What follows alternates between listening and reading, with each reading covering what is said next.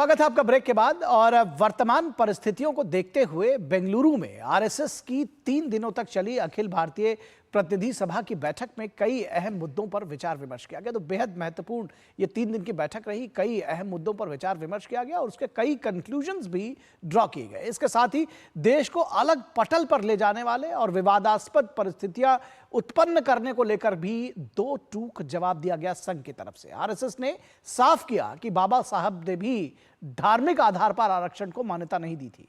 इसके अलावा औरंगजेब पर भी तमाम चर्चा हुई। क्या कुछ कहा, आइए आपको दिखाते हैं इस रिपोर्ट में। राष्ट्रीय स्वयंसेवक संघ अपनी स्थापना के 100 साल पूरे करने जा रहा है। शताब्दी के उपलक्ष्य में आरएसएस ने संकल्प लिया है, विश्व शांति और समृद्धि के लिए समरस और संगठित हिंदू समाज का निर्माण ही संघ का लक्ष्य है। बेंगलुरु में आरएसएस की 3 दिनों तक चली अखिल भारतीय प्रतिनिधि सभा की बैठक में इन्हीं बिंदुओं से जुड़े ज्वलंत और महत्वपूर्ण मुद्दों पर चर्चा हुई। इस बैठक में शताब्दी वर्ष की प्रगति की समीक्षा के साथ ही बैठक में आगामी वर्ष के लिए विविध कार्यक्रमों, आयोजनों और अभियानों की रूपरेखा तैयार की गई।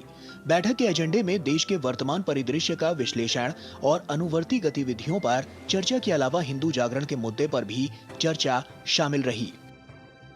राष्ट्रीय स्वयंसेवक संघ की अखिल भारतीय प्रतिनिधि सभा के समापन के अवसर पर बेंगलुरु में कार्यक्रम को संबोधित करते हुए सर कार्यवाह दत्तात्रेय होसबाले ने कर्नाटक सरकार द्वारा सरकारी ठेकों में मुसलमानों को 4% आरक्षण देने के फैसले पर चल रही बहस पर कहा कि संविधान इस धर्म आधारित कोटा की अनुमति नहीं देता है।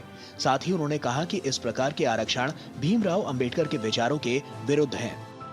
Religion based reservation is not possible. Backward class within that religion, it is there. Karnataka में है, महाराष्ट्र में बहुत जगह पर है. Backward communities within it. See, that is why religion based reservation is not accepted in the constitution authored by Dr. Baba Saheb Ambedkar. Anybody who thinks of this, they are going against the wishes of the founding fathers of the constitution.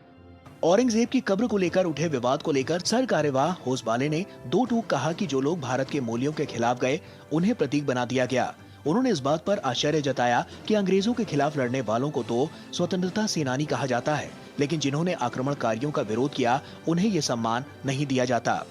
Bharat में क्या भारत के यहाँ के ethos के विरुद्ध चले हुए व्यक्ति को उनके नाम से आइकॉन बनाकर चलना है, या भारत के यहाँ के मिट्टी, यहाँ के संस्कृति, यहाँ की परंपरा के साथ जो लोग रहे हैं उनको आइकॉन बनाना है, यह मुद्दा है।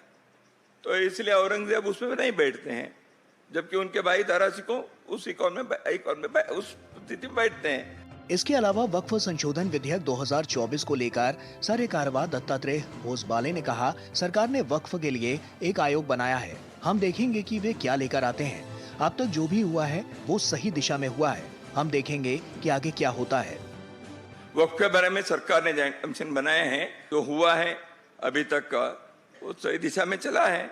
सरकार कैसे करती है, पार्लियामेंट क्या करता है, हम देखेंगे। और वक्फ के बारे में केवल संघ के नहीं, समाज के बहुत सारे, कर्नाटक में ही हम देखेंगे तो बहुत सारे किसानों ने यहाँ irrespective of their party affiliations, their ideological persuasions, they came forward and they said वक्फ के बारे में ऐसे हमारे जमीनों को कर दिया, ऐसे बहुत बड़ा हुआ था।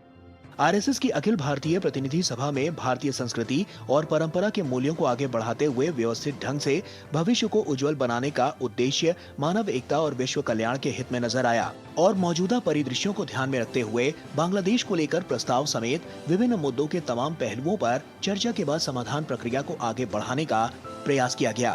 Bureau report, DD news.